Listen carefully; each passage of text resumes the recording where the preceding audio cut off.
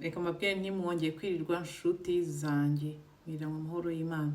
Uyu munsi rero ndagarutse, aba diaspora nibo bantu mba nyine numva nshaka gukoreraho content, kubera ko nibo nzi, nibo mbana nabo, nibo mba nshaka kubwira cyane cyane.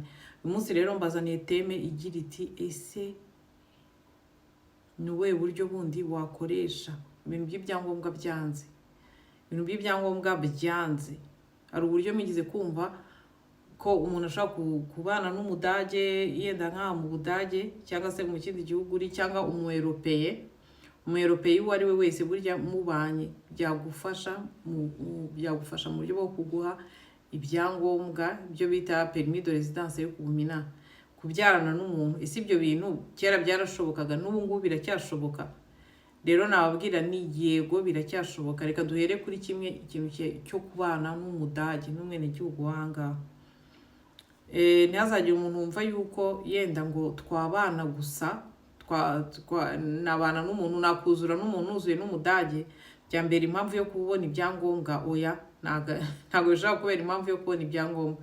Kandi iyo waje hano, cyane cyane ndabwira abantu baba bari muri za procedure za azure, kubera ko iyo ukoze iyo procedure ya azure utanga pasiporo yawe, utanga irangamuntu, utanga iki, nta cyangombwa ufite cyane cyane kikuranga. Kuzakora ibyo bintu rero byo kuvuga ngo urimariye ni ibintu biba bigoye cyane cyane cyane, nta cyangombwa na kimwe ufite mu ntoki. Rero ntihazagire umuntu ukumarira amabuye ngo uvuge ngo turabanye mu nzu, kubera ko ndabizi abantu benshi bazi nangaha akishyira en couple n'umunyagihugu atamukunda ari kugira ngo arebe gusa yuko yamukuraho ibyangombwa. Ugomba kubanza d'abord ukareba situation yawe. Ese uyu muntu namukuraho ibyangombwa nte? Namukuraho ibyangombwa gute? Tuvuge niba uri umugabo, ni umugore, urabona ni umugore ukuze ntabyara, byagenda biteze kugira ngo umuntu umukureho ibyangombwa. Iyo abyaye birihuta, ariko iyo ari nk'umudamu atabyara, ari umukecuru yaracuze, afite nk'imyaka nko muri za 50 cyangwa iki, wamukuraho se gute ibyangombwa nyine? Ibyo bintu byose ugomba kubitekereza utaramara amabuye. Ugomba kubitekereza, se uyu muntu arabyara, uyu muntu se ibintu yabyemera? Abazungu nabo ubu ngubu bafunguye ijisho, ntabwo bakiyemera yuko abantu baza kubabeshya urukundo kandi bafite ibindi bintu babashakaho. Niyo mpamvu ngira ngo tubiganire. Kera nagiye mbona abantu b'abasore benshi, nababwiye ko ahantu nari ntuye hari hasutuye abasore benshi b'abanyamahanga. Nagiye mbabona bishyira en couple n'abadamu, ukabona umuhungu afite imyaka 25, umukecuru afite muri 60, cyangwa se afite muri za 50 n'indi. Ukabona ni nk'umuntu tuvuge tungana, aragiye afasha akana k'imyaka 20 yenda gaturuka nko muri Afrique de l'Ouest. Abanyarwanda bo nabo nagiye mbabona benshi cyane, n'abagore bakuze gutyo. Ukabona umwana mu kibazo, se uyu muntu azamukuraho ibyangombwa gute? Uyu muntu ntabwo yakwimariya nawe, ntabwo yakubwira ngo zana ibyangombwa byawe wimariye, ntabwo bajya babyemera. Ntabwo bajya bakubwira, ntabwo ujya uvuga ngo utiyenda nabonye uyu mugore ngo leta yahangaha igire service d'immigration yemere ngo genda uzane ibyangombwa byawe uze wimariye n'inshuti yawe. Ntabwo ibyo bishoboka, ntabwo ibyo bishoboka. Kandi uba waramaze deja kwiyangaja, uvuga uti ngiye kwaka natse ubuhungiro cyangwa natse ibindi bintu, ntabwo bashobora kukwemerera, Niyo mpamvu nababwira ntiwikwirirwa uta igihe cyawe, mu bantu babyara nibo bishoboka kubyarana ushobora kubyarana n'umudage kubera ko agukunda. Nabwo hari igihe umutera inda akanga, akakubwira ko atari we wayimuteye. Nanjye ikintu bikumarira, kuko abagore nyine ashobora kuvuga ati ni kanaka wayinteye cyangwa si we. Hari abasore benshi nagiye numva ubuhamya bwabo, iyo umugore yabaga atwite, umugore akamumaretreta, baranabakubita, akagukoresha, akajya yicara hariya mu ntebe, mereza kafe, mereza iki. Abantu mwe mwabana mwe, niyo mpamvu njya mbabwira ntimukirirwe mupleurnisha ngo muvuge ngo ku kazi abantu bantutse cyangwa ibi ngibi byananiye, kuko abantu baje ahangaha mbere baratesetse cyane. Uburyo muzamo bwo kwiga ibidage, mukaza mujya muri izo za FSJ, mukaza mujya muri iby'ubuopeya, mukagira gute, izi chance babahaye ntabwo zabagaho. niyo mpamvu mbabwira nti mwabana mwe mukora iyo bwabaga mu bibyaza umusaruro, ni chance mufite, yenda bazongera banabikureho dore ko bahora bahindagurika, yenda bazongera bikure. Abandi bana baraje barateseka, uribaza ufite imyaka 20 ukajya wirirwa uryamanye n'umuntu wakagombye kuba nyogokuru wawe kugira gusa ngo ushake kumukuraho ibyangombwa. Ntago ari ibintu byoroshye.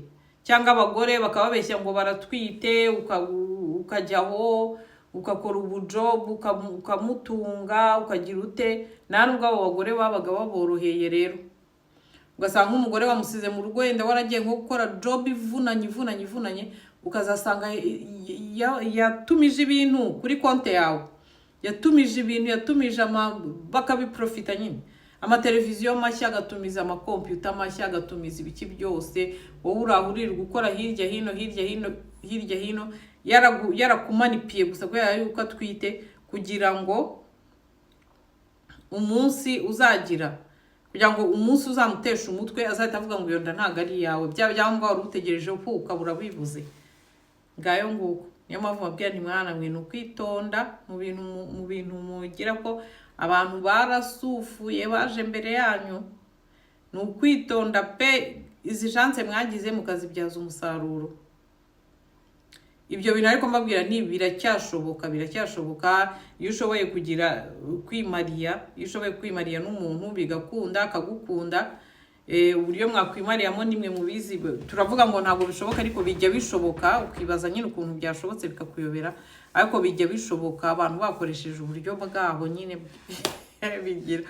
birashoboka koko. Iyo ni moye imwe ishoboka,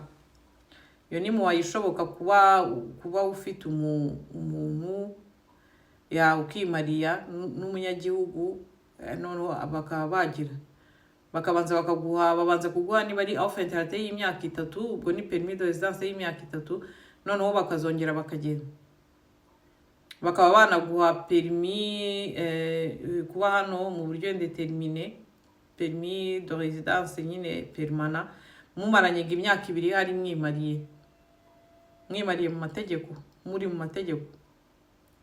Mundi byo kubyara rero nabibabwiye ukuntu bigenda. Iyo ubyaye ukaba ushobora guprova yuko uwo mwana uzamwitaho, ko ushobora gukora ukamwitaho ukamurera ukagira ute, umwana ari umudage, nabyo bituma baguha iyo offert permis de résidence yo kumahanga. Ariko ntibizatume mugenda mushakisha. Ngiye numvishira ama story menshi, reka mabwire hari ama story akwicira ubuzima. Ngiye naganiriye n'abantu benshi, ukumva umuntu yakubwiye ko yagendaga mu madisco buri joro atahana umuntu, abagore bamwe bakanababeshya, bajya bagera mu rugo agasanga n'umugabo wariyo, bari bagiye kuryamana, bamwe bakaryamana n'abakobwa na ba nyina, bakabatahana ari babiri, mukarana mwese muri 3. Yewe bana b'Abanyarwanda wenda basabye utwo tuntu dutera umwaka, ibyo bintu bitera umwaka ubuzima bwawe bwose bukifunga ukayoberwa n'ikintu uzize. Ibyo bintu rwose muzabireke mujye musenga Imana izajya ibereka inzira mucamo. Nibuka ko abo bahungu twaturanye bose baragendaga muri weekend bakajya mu madisco ngo bagiye gushaka abagore, bagiye gushaka iki, umwe wenyine niwe wavugaga ati Imana yanzanye ikangeza ahangaha, niza ibyo byahombwe izabimwe. Uwo umwe wenyine niwe wavuyemo, tubona bamuhaye ibyangombwa. Mu gihe twaziye byari ibintu nyine bidashoboka. Tubona bamuhaye ibyangombwa vuye mu buri gihe uko bavuga ngo Imana, abandi bakamurekejesha ngo Imana, ngo Imana, ngo iyo Mana se twe ngo ntago tuyisenga, ngo twese ntituzi, ngo abandi baruse bose babibuze ntibayizi. Vraiment uwo muhungu namubera umuhamya, nabuzererezi yigize ajya ngo kujya gushaka ibyo byangombwa hirya hino. Namwe rero nababwira nti mwabana mwe toy mukomeze muhatane, mukomeze mwikorera ama job, dore babahaye chance zo gukora ama job, bazagera aho ngaho babaha ibyo byangombwa. Nanasaba leta n'iki na ambassade ko abantu bazajya babemerera kubaha ama passport. Vraiment nimukajye mubagora, mujye mubibaha, ko baba baraje gukora ubuzima, nabo baje mu ntambara cyabindi. Sawa ndabakunda.